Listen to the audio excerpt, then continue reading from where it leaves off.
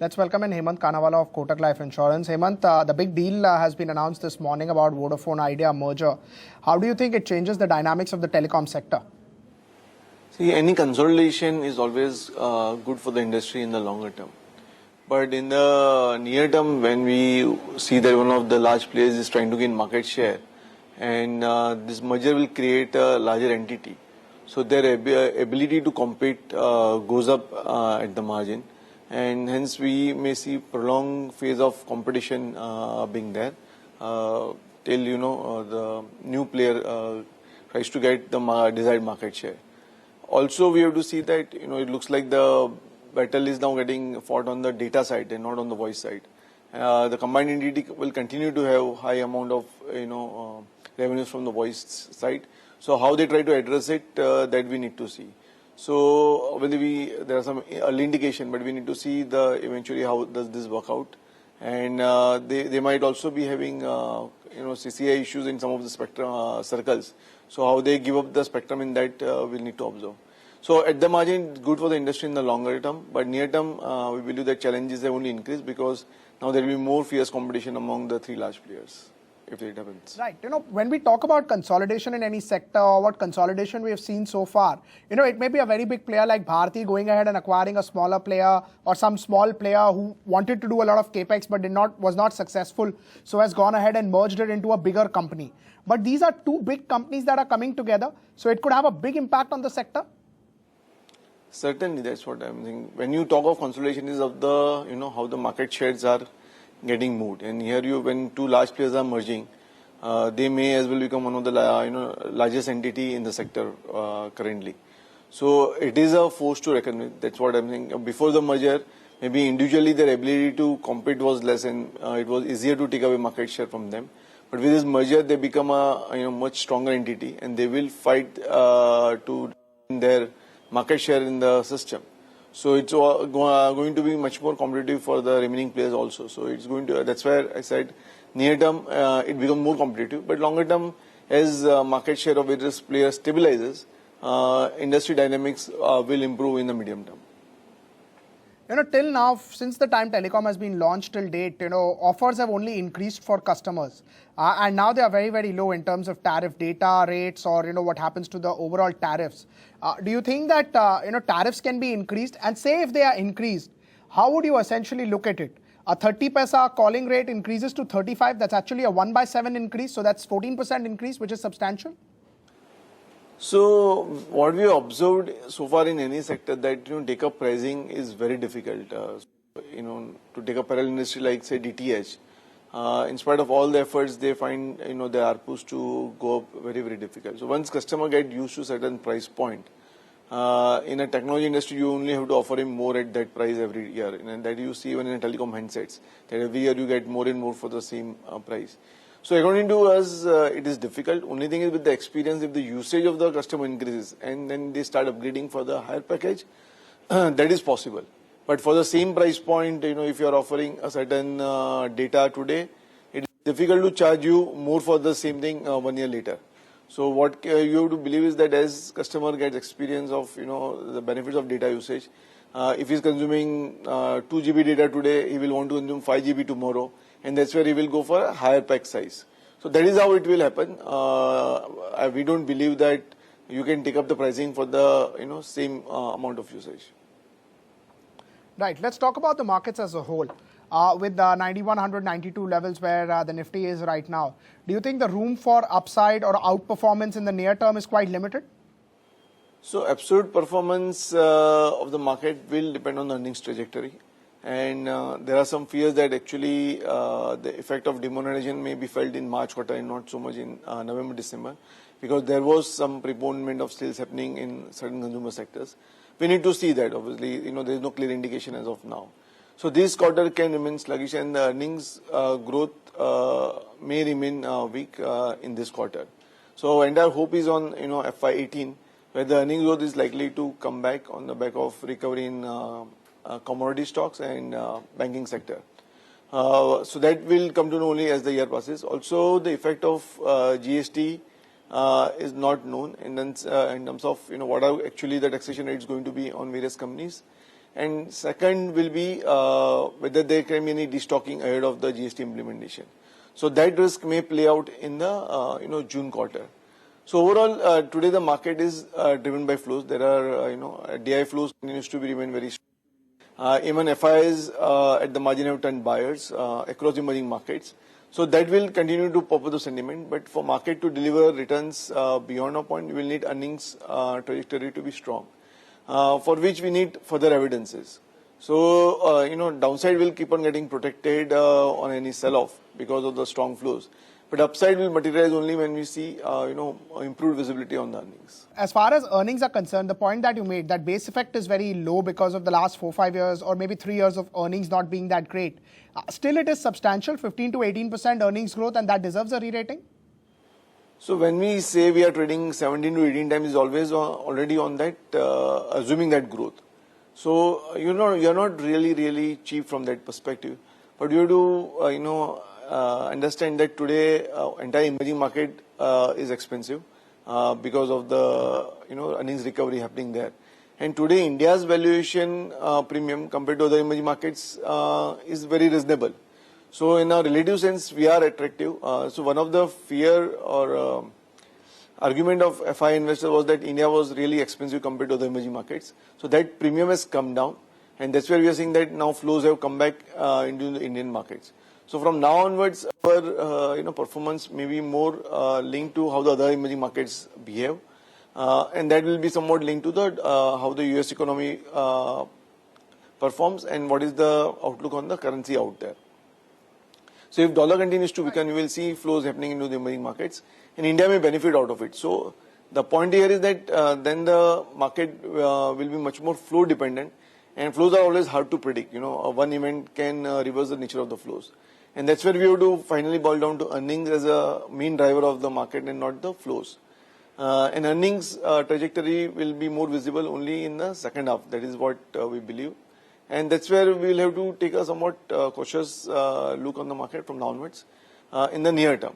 If the investment horizon is 3 years, 5 years, which typically should be for investing in equities, then this is also a perfectly all right time, because as we discussed earlier, that we are talking of 3 years of very sluggish earnings growth, and so probability of getting a good earnings growth in the next 3 years is very high, and that's where equity remains an attractive asset class at this point of time from a medium term point of view.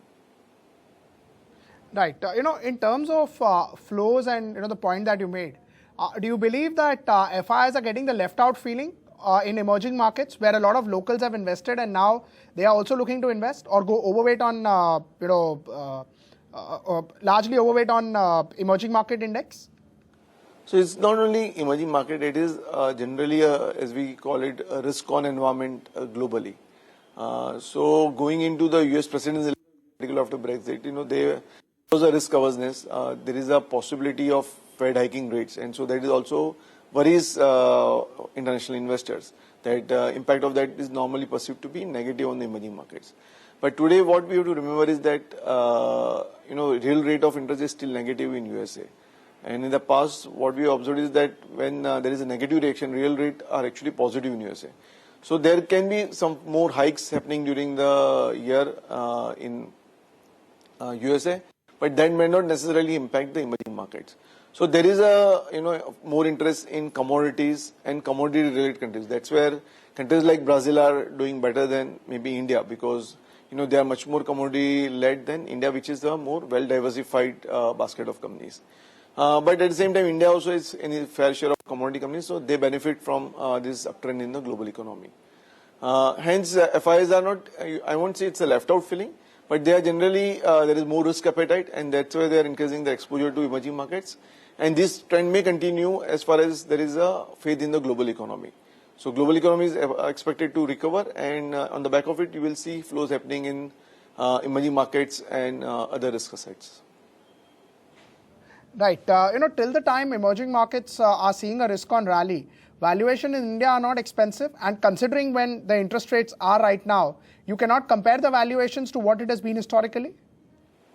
Yeah, true. But, this in the interest rates we have seen in the past. So it's not that we are in a new trajectory of interest rates. So periodically in India has seen interest rates closer to 6% on 10-year G-Sec, and valuations were comparable. Now, one of the fear investors will have is that can interest rates rise in India as US also raises rates?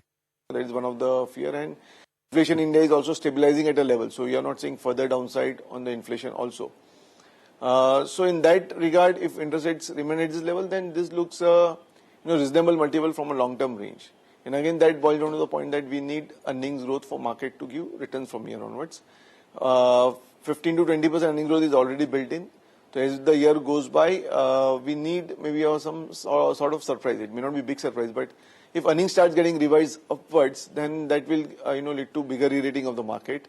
As of now, that is what we believe.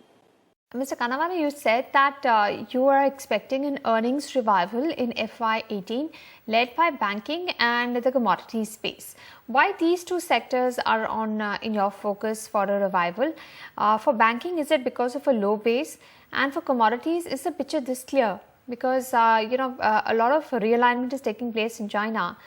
Plus, there is this entire reflation trade that we're seeing globally is basically built on hope. So can you tell us why you're expecting an earnings revival in the banking and the commodity sector? Yeah, so as you rightly said, in both the sectors, what gives you comfort is the base. So base of both the companies is relatively weak in FY17 and even as well in FY16 also. So first to talk of banking sector, their earnings were impacted by higher credit cost for the last 2 years. And going forward, we believe, particularly with commodity cycle reviving, credit cost may not remain at that elevated level, what we have seen in the 2 years. Maybe full scale recovery will take time. We may see that in FY19 only. But at least there should be a normalization of credit cost, and because of that, we will see earnings growth happening in the banking sector. On the commodity side, similarly, the cycle bottomed out somewhere in February 16. But the full benefit of that is not seen in FY17 totally, because for companies to start benefiting from it, it was maybe almost second half. So in the first half, still we'll see the benefit of base effect, and so earnings growth will look stronger in the first half for the commodity companies.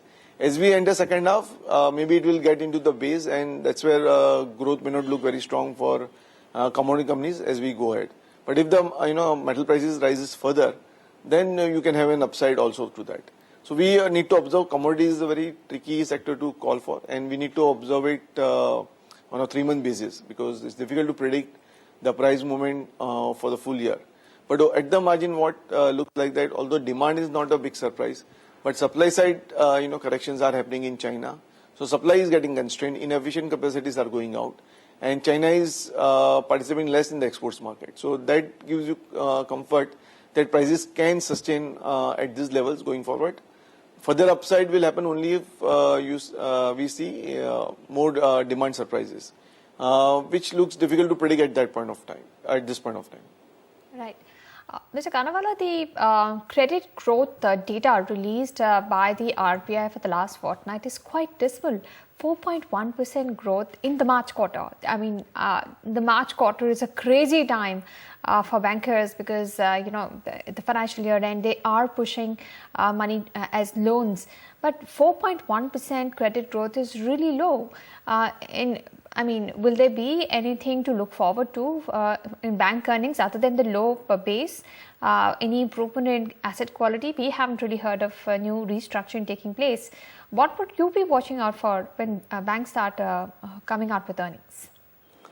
So earnings growth by the bank has been weak on 2 counts. One is credit growth, and there is a disintermediation of credit is happening. So larger corporates are able to borrow at a cheaper rate compared to what offered by the banking base rate is, because banks have a limitation of lending below base rate. Now RBI introduced MCLR last year, and that gives the banks an ability to compete actively with the bond market or credit market. So we may see some revival of growth happening in the banking sector on the back of it, because they will be able to price it better for the more credit-worthy corporates. At the same time, this disintermediation is a continuous trend. So banks will have to look to go down the curve and start lending more on the smaller corporates and smaller customers. So that process is also on, the benefit of which we will see happening in FY18. Second issue has been on the credit side. When you have so many issues happening on the credit cost side, naturally your ability to lend more is always difficult. Every bank is trying to consolidate. So if you see the banks which are having lesser issues with the credit quality are still growing at 15 to 20%. So they are able to lend because the environment is better for them. The banks which are having credit quality issues are more conservative in lending today, more cautious, because that is what the management will expect them, that you lend less but try to recover what we already lended. As the credit cost comes down and a recovery process takes place, they will again come back to the market and lend more actively. So it is a process of both the factors, that at the same one point demand is getting lesser because of disintermediation. On the other hand, even the lenders are cautious because of the credit cost. As both these factors get resolved in FY18, we will see credit growth coming back. A third factor was of the economy also picks up to some extent next year. Then again, growth will come back. So we should definitely see better credit growth environment going forward. But to go to very high double digit will take some time. All right. So multiple issues impacting the bank's credit earnings performance. Now, what do you expect for growth going ahead in the next year? You mentioned GST could pose a risk. Of course, the monsoon at this point in time is still not clear what happens. And where can we see strong earnings performance? Do you think the growth outlook is not hazy? What would you watch out for? Where do you expect outperformance coming in when it comes to earnings? So overall, growth still will be led by consumption. So because we have excess capacities happening in the economy, so private investment will take some time. But economic growth surprises can happen on the companies which are linked to the global side. Because today, still the faith in the global economy is not very high. Obviously, we believe economic growth can be stronger because of the announcements made by US President that he wants to prime the economy. On China also there are uncertainties. So data is better, but we are still apprehensive whether this can collapse at any point of time. If global growth continues to remain strong, then companies whose fortunes are linked to that can surprise you positively. So one of them case can be commodities. But even sectors like IT can surprise you positively. So although our view is cautious currently, but it's possible that if global economy remains strong, then IT growth can start show strong revival as the year goes through. So we need to watch it closely. It cannot be said, but you said where the surprise can come. I think so it can be from the global economy more than the domestic economy. All right. So you expect the export-oriented firms to do better if global growth remains strong than domestic companies. So what about the other exporting companies, maybe the auto ancillaries? What about pharma? What's expected from these two sectors?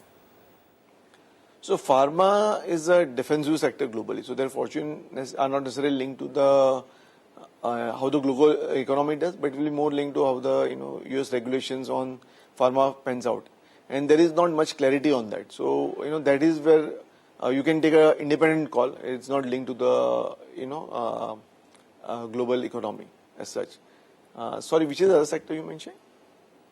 The auto ancillaries that have a large focus on exports. Okay, yeah. So auto ancillary sectors can benefit. Part of them are not pure. Some of the forging companies also supply to industries out there, and if the industrial outlook is better, they can surprise you on the earnings outlook. Thank you, Mr. Kanawala, for joining us on NDTV Profit.